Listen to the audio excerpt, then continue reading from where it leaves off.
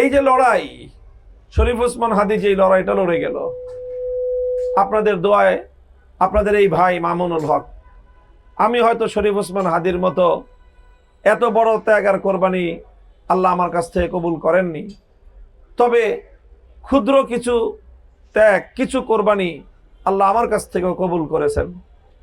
3টা বছর কারাগারের অন্ধকার প্রকোষ্ঠে আমাকেও কাটাতে হয়েছে। এক চিল্লা 40 দিন পুলিশের রিমান্ডে আমরা থেকেছি, কাটিয়েছি। কেন করেছি? কেন আমাদেরকে জেলখানায় নেওয়া হয়েছে? আমার জীবন থেকে 3টি বছর কেন কেড়ে নেওয়া হয়েছে?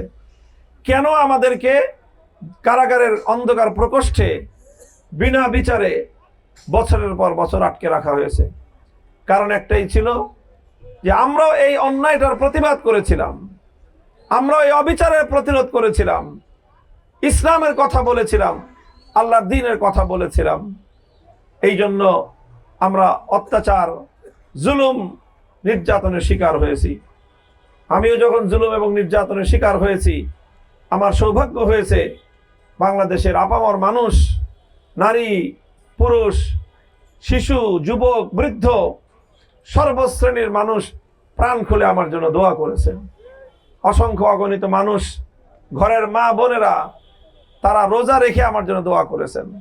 আল্লাহর রাস্তায় দান খয়রাত করে, সদকা করে আমার জন্য দোয়া করেছেন। অনেকে নামাজ পড়ে দোয়া করেছেন। অনেক মা বোন ভাইয়েরা তারা আল্লাহর ঘরে গিয়ে তাওয়াফ করে, আল্লাহর ঘর ধরে স্পর্শ করে, আল্লাহর ঘর ছুঁয়ে আমার জন্য দোয়া করেছেন। আমি দেখেছি যে মানুষের এই দোয়া, এটা জীবনের সবচেয়ে বড় সম্পদ, সবচেয়ে বড় অর্জন। এটা অনেক সম্পদ কামাই করে রেখে গেলাম, বিশাল বাড়িঘর রেখে গেলাম, বিশাল সম্পদ করে রেখে গেলাম, এগুলো আসলে মানুষের দুনিয়াতেই কাজে লাগে না, পরকাল তো পরের জিনিস।